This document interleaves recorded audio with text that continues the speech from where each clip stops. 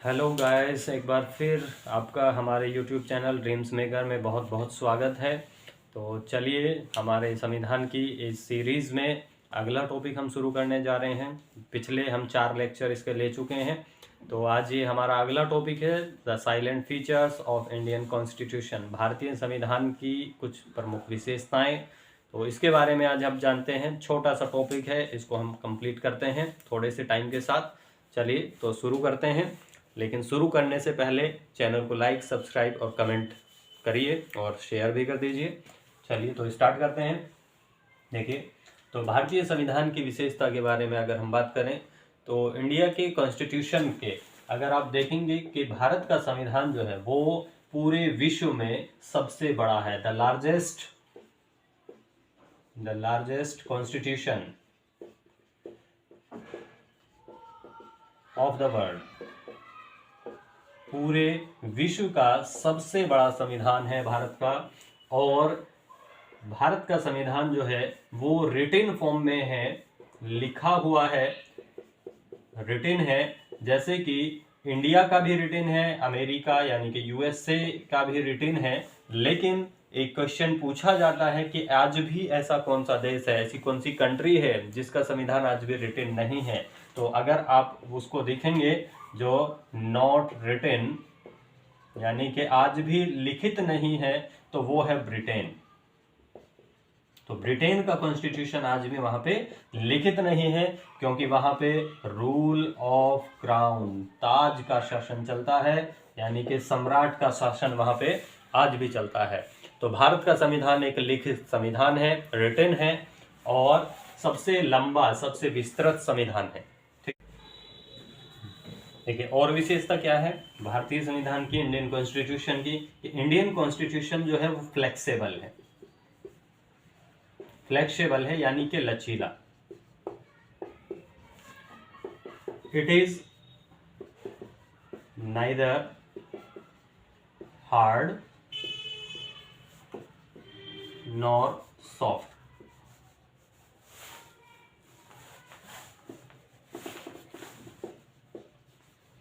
ना तो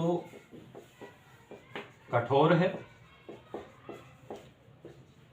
और ना ही नरम है। ठीक है, इट मीन्स, इसका मतलब क्या है, इसका मतलब समझिए जरा कि फ्लेक्सिबल होने का मतलब है ना तो ये हार्ड है और ना ही सॉफ्ट है। इसका मीनिंग क्या हुआ कि हार्ड सॉफ्ट का मीनिंग ये नहीं है कि चोट मारने से टूटेगा नहीं, या ऐसा कुछ नहीं है।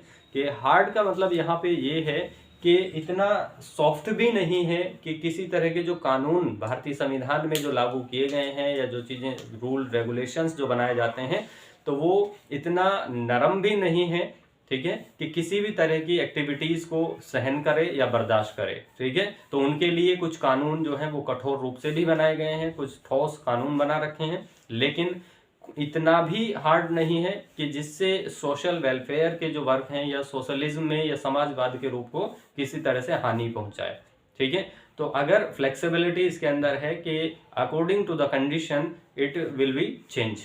ठीक है, इसको हम चेंज कर सकते हैं कंडीशन के हिसाब से। ठीक है, इसमें बदलाव कर सकते हैं, सुधार किए जा सकते हैं। ठीक है, जरूरतों के अकॉर्डिंग। तो इस तरह से हमारा जो कॉन्स्टिट्यूशन है वो फ्लेक्सिबल है। मींस इसमें अमेंडमेंट किए जाते हैं। आप देखते हैं कि जैसे जरूरत होती है उसके हिसाब से हम कानूनों में बदलाव कर सकते हैं, उसमें अमेंडमेंट कर सकते हैं, संशोधन वगैरह किए जा सकते हैं। तो इसका मीनिंग है कि संविधान इतना कठोर नहीं है कि जो उसमें कहा है उसको हम बदल नहीं सकते।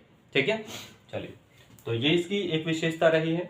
और इसकी विशेषताओं के बारे में अगर देखें तो भारत का यहाँ पे एक जो नाम है, उस नाम के अकॉर्डिंग देखेंगे कि भारत का नाम जो दिया गया है कॉन्स्टिट्यूशन में, वो क्या दिया गया है, India is the union of state, union of states. ठीक है, तो भारत का संविधान जो है वो यूनियन ऑफ स्टेट्स है, यानी कि राज्यों का एक संघ है, राज्यों का संघ है। ठीक है, अब हम यूनियन के बारे में देखेंगे। ठीक है, कि यूनियन का मीनिंग क्या है। इट मीन्स, यूनियन का मीनिंग होता है, जैसे कि मतलब यूनियन का मीनिंग ये है यहाँ पे कि राज्य जो हैं, वो भारत में, भारत के क्षेत्र में शामिल हैं, इंडियन टेरिटरी में शामिल हैं। इट मीन्स राज्यों के साथ, स्टेट्स के साथ इंडिया का या सेंटर का कोई एग्रीमेंट नहीं है कि वो जिस एग्रीमेंट को तोड़ के उससे अलग हो सकते हैं। तो यहाँ पे राज्यों को इतनी पावर नहीं दी गई है कि वो सेंटर से या देश से अलग हो सके। ठीक है, तो इसीलिए हम भारत को राज्यों का संघ कहते हैं, क्योंकि यूनियन ऑफ द स्टेट्स कहते हैं, क्योंकि राज्यों को हमने इतनी पावर नहीं दी है कि राज्य किसी भी समय संघ से या देश से अलग हो सकें। ठीक है, इसलिए इसको यूनियन ऑफ द स्टेट कहते हैं। और ये एक मजबूत कंडीशन है, ये भारत की एक हार्ड पावर को और एक तरह से अच्छी पॉलिसी को भी दिखाता है, क्योंकि यहाँ पे किसी भी स्टेट को अलग होने का हम प्रोविजन नहीं रखते हैं, जैसा कि यूएसए के अंदर है। यूएसए का संविधान जो है वो फेडरल है। ठीक है, फेडरल कॉन्स्टिट्यूशन है, यानी कि यूनियन जो यूनाइटेड है, यूनाइटेड यानी कि जो यूनाइटेड स्टेट्स ऑफ अमेरिका है, ये वो फेडरल कंडीशन है। ठीक है, संघीय संविधान है। इसका मीनिंग है, संघीय में क्या होता है, संघीय में कोई भी राज्यों को इतनी पावर दी गई है कि वो राज्य जब चाहे एक सेंटर के साथ जो उनके कुछ एग्रीमेंट्स हैं उनको तोड़ के अलग हो सकते हैं। ठीक है, तो वहां पे बहुत विवाद इस चीज को लेकर डिस्प्यूट चलता रहता है, जैसे कि कई वहां पे स्टेट्स हैं, फ्लोरिडा, मैक्सिको, ऐसे ऐसे जो स्टेट्स हैं, ये सब क्या है, वो अपने आप को यूएसए से अलग फ्री करना चाहते हैं, तो उनकी ये कोशिश रहती है, जबकि भारत के अंदर ऐसा नहीं होगा। ठीक है, तो इसलिए भारत की ये एक विशेषता रही है कि भारत के संविधान को राज्यों का संघ भारत का नाम दिया गया है और भारत को यूनियन ऑफ द स्टेट्स यहाँ पे कहा गया है। ठीक है, तो आई होप क्लियर हो चुका है। चलिए, तो ये इसकी एक विशेषता रही, इसको जरा नोट डाउन कीजिए, फिर आगे बढ़ते हैं।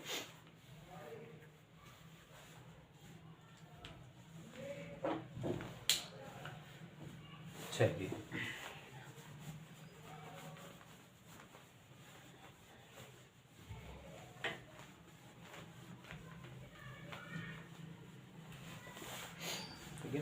अब भारतीय संविधान में आप देखेंगे कि अगर मूल संविधान की बात करें, हम मूल संविधान, बेसिक कॉन्स्टिट्यूशन, जो हमारा बेसिक कॉन्स्टिट्यूशन है, means at the time of implementation, at the time of implementation, लागू होने के समय भारत के संविधान की विशेषता अगर बात करें तो इसमें जो भाग थे वो थे 22 भाग हैं इसमें। ठीक है, अनुच्छेद की अगर बात करें, आर्टिकल्स, तो आर्टिकल्स जो हैं वो उस समय पे 395 आर्टिकल्स थे, 395 अनुच्छेद रहे आर्टिकल्स, और यहाँ पे 8 अनुसूचियां थी, यानी कि शेड्यूल्ड जो थे वो 8 थी, 8 अनुसूची उस समय पे थी। ठीक है, तो ये रहा, और यहां पे 3 लिस्ट थी, सूचियां, जिसमें कि संघ सूची यानी कि union list, state list, state list मतलब राज्य सूची, और तीसरी समवर्ती सूची, समवर्ती सूची यानी कि कॉन्करेंट लिस्ट।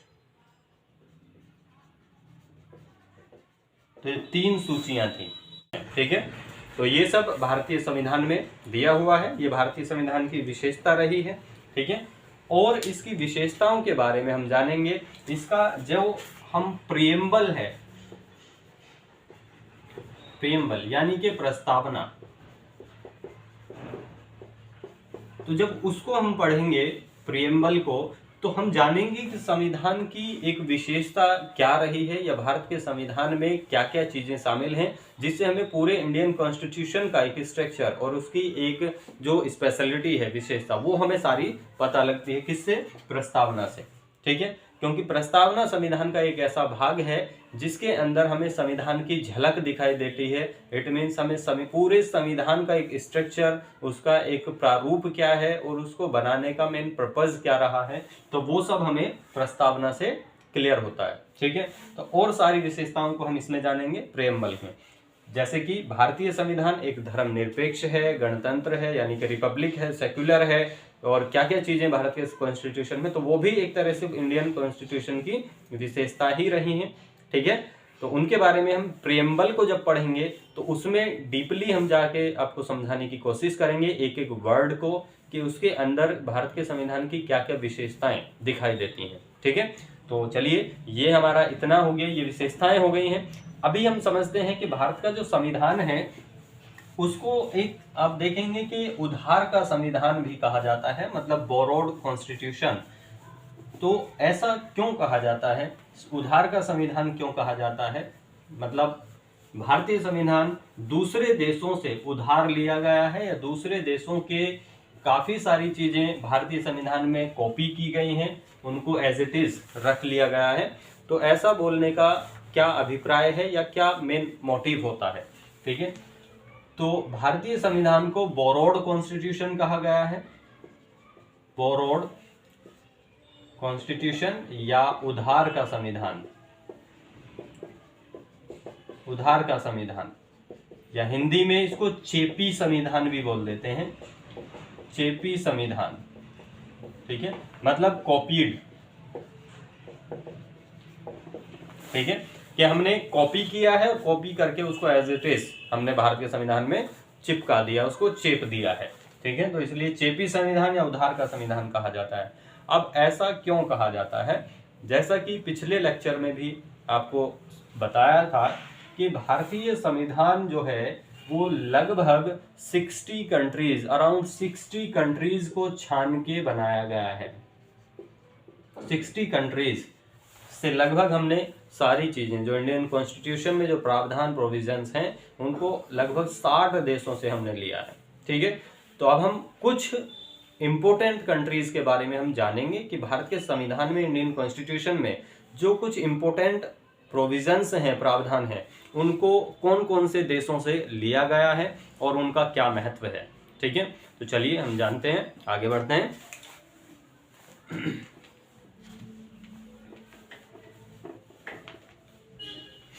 चलिए, तो एक इंडेक्स बनाइए और यहाँ पे राइट डाउन करते चलेंगे।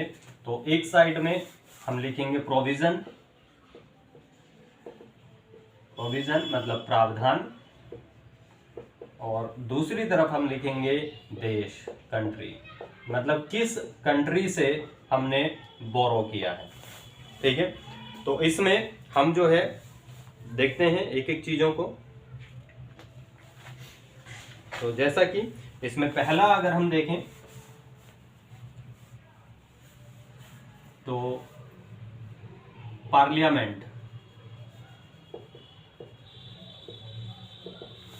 पार्लियामेंट, तो पार्लियामेंट को हमने लिया है यूएसए से।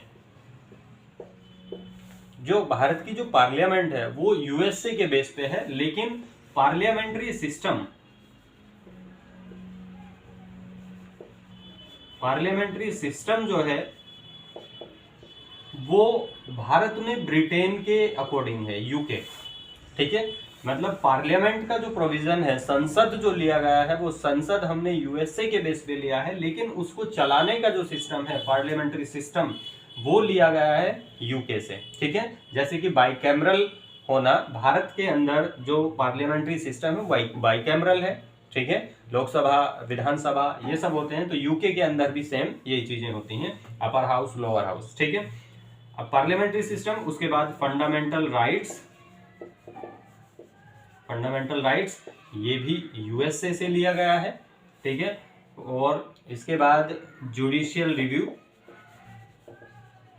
जुडिशियल रिव्यू, न्यायिक पुनरावलोकन, न्यायिक पुनरावलोकन,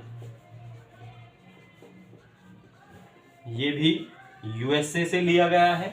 ठीक है, और क्या लिया है यूएसए से, प्रेसिडेंट, प्रेसिडेंट यूएसए से लिया गया है, वाइस प्रेसिडेंट ये भी यूएसए से लिया गया है। ठीक है, तो यूएसए के संविधान से लिया है। और इम्पीचमेंट, इम्पीचमेंट, यानी कि महाभियोग, जो प्रेसिडेंट पे महाभियोग लाया जाता है इम्पीचमेंट, वो भी यूएसए से ही लिया है। ठीक है, तो ये काफी सारी चीजें हमने यूएसए से ली हैं। अब इसके बाद और क्या है, चलिए इसको नोट डाउन करते चलिए साथ साथ। ठीक है,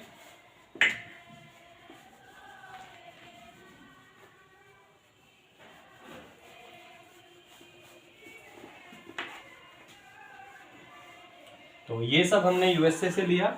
और प्रस्तावना, जो प्रिएम्बल है, वो भी हमने यूएसए से ही लिया है। ठीक है, इसके बाद तो इतनी सारी चीजें हम देखेंगे कि भारत के संविधान में यूएसए से सिमिलर हैं। ठीक है, अमेरिकी संविधान से बहुत सारी चीजें सिमिलर हो जाती हैं। इसके बाद ब्रिटेन जो है, ब्रिटेन से हमने काफी सारी चीजें ली हैं, जैसे कि रेस्पॉन्सिबल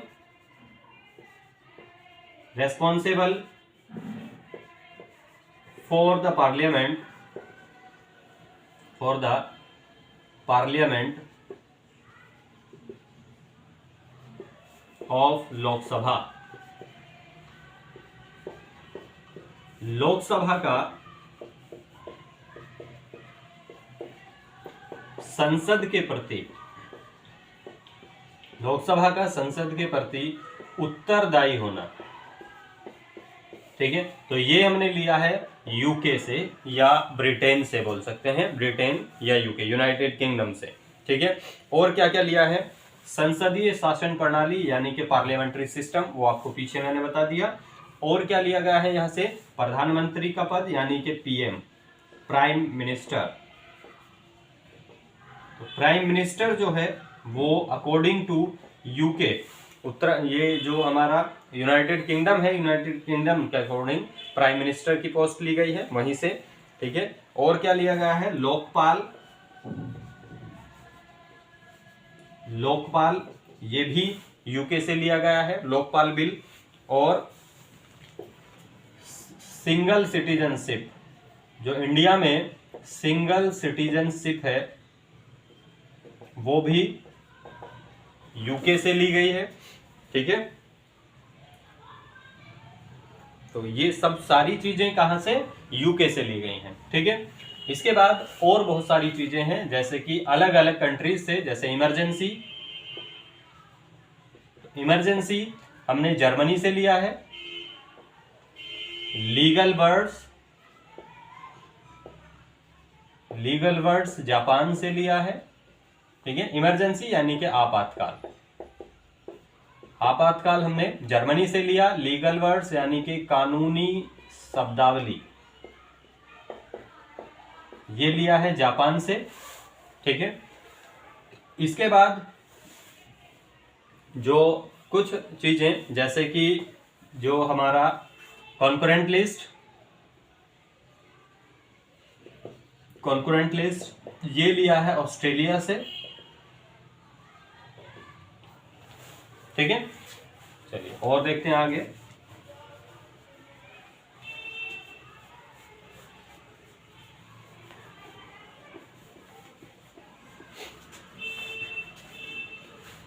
मौलिक कर्तव्य यानी कि फंडामेंटल ड्यूटीज,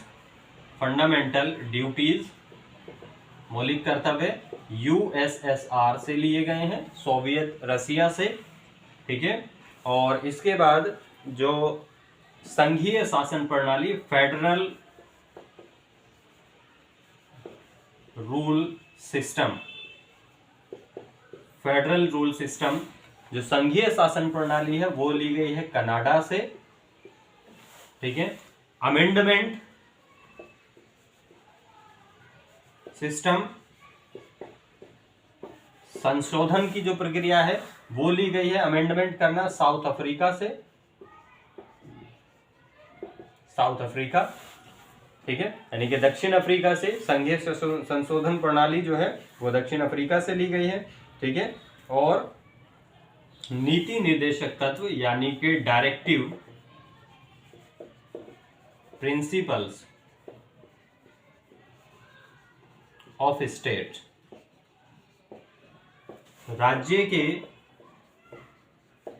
नीति निर्देशक तत्व। तो राज्य के नीति निर्देशक तत्व ये लिए गए हैं कहां से? ये लिए हैं आयरलैंड से, आयरलैंड। ठीक है, तो ये बहुत इंपॉर्टेंट है, सारे ही प्रोविजंस जो हैं वो इंपॉर्टेंट हैं, यहां से क्वेश्चन पूछने के चांसेस जो हैं वो बनते रहते हैं। ठीक है, तो ये लिया गया है। इसके अलावा और हम देखेंगे, आपातकाल हो चुका है, लीगल वर्ड्स हो चुके हैं। ठीक है, तो और क्या क्या चीजें हैं इंपॉर्टेंट? तो ये इतना सारा संविधान आप देख रहे हैं कि हमारा अलग अलग कंट्रीज से लिया गया है। अब इसमें जैसे कि पोस्ट ऑफ गवर्नर, गवर्नर का जो पद है, राज्यपाल, वो भारत में लिया गया है कनाडा के प्रोविजन से। ठीक है, तो कनाडा से लिया गया है, और फेडरल सिस्टम ये भी कनाडा से लिया गया है। और क्या है, जैसे कि अब यहां पे आप देखेंगे कि इतनी सारी चीजें ली हैं, लेकिन इसमें कुछ चीजें बाद में भी संविधान में ऐड की गई थी।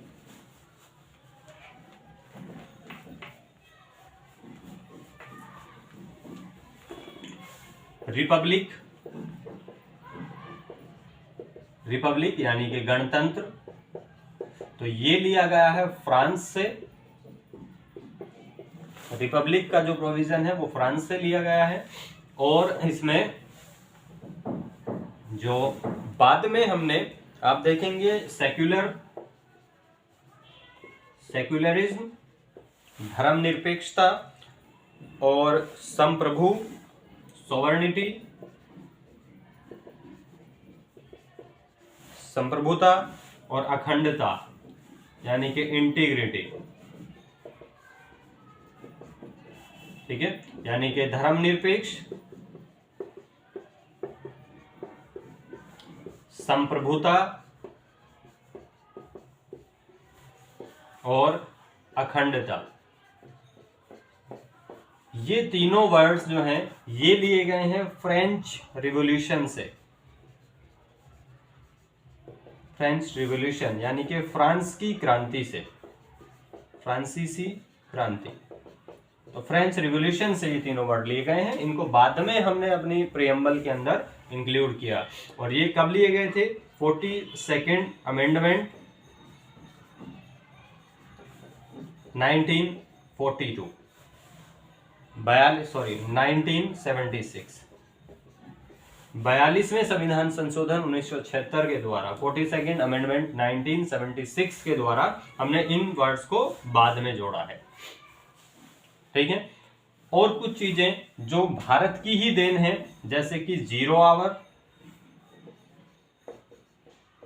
आवर यानी कि शून्य काल, तो ये इंडिया का अपना खुद का जनरेट किया हुआ है। ठीक है, तो भारत ऐसे ऐसे आविष्कार करता रहता है।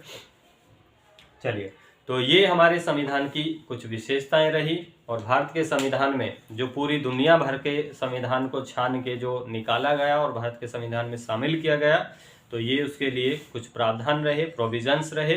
तो इसमें कुछ चीजें एक दो और भी हो सकते हैं। ठीक है, जो कि इम्पोर्टेंट, जो जितने भी इम्पोर्टेंट सेक्शंस हैं, जो इम्पोर्टेंट प्रोविजंस हैं, वो आपको मैंने सारे लिखवा दिए। तो अगर कोई और होगा तो हम अगले आने वाले लेक्चर्स में अगर कुछ और होता है इम्पोर्टेंट, तो हम उसमें वहां पे आपको मेंशन करा देंगे। ठीक है, अब अगला जो हमारा टॉपिक रहेगा वो भारत के संविधान में जो बहुत ही इम्पोर्टेंट फैक्टर है, या हमारा जो मोस्ट इम्पोर्टेंट टॉपिक है, प्रियम्बल, तो उसको हम करेंगे। ठीक है, लेकिन अभी इसमें जो भारत का संविधान जो बोरोड है, उसको संविधान को दूसरे देशों से मोस्टली लिया गया है। तो इस पे डॉक्टर भीमराव अंबेडकर जी जो थे, उन्होंने एक कमेंट यहाँ पे दिया है, एक स्टेटमेंट बोल सकते हैं कि उन्होंने एक स्टेटमेंट दिया। अब वो स्टेटमेंट क्या था? तो अंबेडकर जी ने कहा है, डॉक्टर B.R.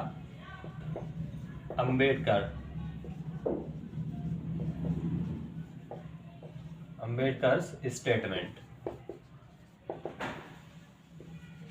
तो इन्होंने क्या कहा है कि भारत का जो संविधान है, भारत के संविधान का निर्माण पूरे विश्व के संविधान को छानने के बाद हुआ है। मतलब भारत के संविधान का निर्माण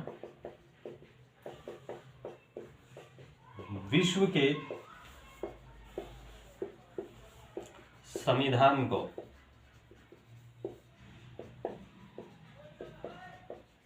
छानने के बाद हुआ। ठीक है, तो ये इनका एक स्टेटमेंट हुआ था। The making of the constitution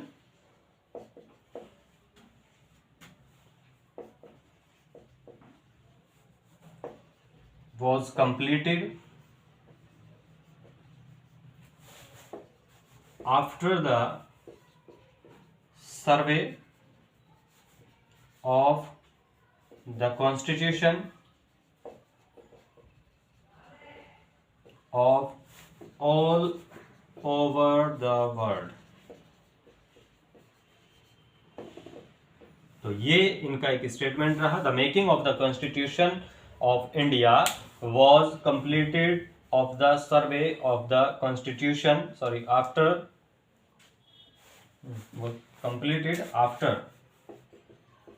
the survey of the constitution of all over the world। मतलब भारत के संविधान का निर्माण जो है वो पूरे विश्व के संविधान को छानने के बाद हुआ। तो ये इनका एक स्टेटमेंट रहा। ठीक है, चलिए, तो ये हमारा लेक्चर कंप्लीट हुआ। अब इसके बाद हम अगला टॉपिक अपना लेके आ रहे हैं, कौन सा? संविधान की प्रस्तावना, प्रेम्बल ऑफ द कॉन्स्टिट्यूशन, जो कि बहुत ही इंपॉर्टेंट टॉपिक है। और इसमें हम बहुत सारे ऐसे भारत के एक नेचर जो है इंडिया के कॉन्स्टिट्यूशन का जो नेचर है उसको हम उसमें जानने की कोशिश करेंगे। और यहाँ से प्री मेंस दोनों में क्वेश्चंस आने के बहुत बहुत ज़्यादा चांसेस होते हैं। तो प्लीज़ हमारे चैनल को लाइक, सब्सक्राइब और शेयर जरूर करिए और बेल आइकन को प्रेस कर लीजिए, क्योंकि अगला आने वाला जो वीडियो होगा उसका नोटिफिकेशन आपको मिल जाएगा। ठीक है, तो अगला आने वाला टॉपिक हमारा बहुत ही इंपॉर्टेंट होने वाला है। तो बने रहिए हमारे साथ हमारे चैनल पे। तब तक के लिए धन्यवाद। ठीक है, थैंक यू सो मच।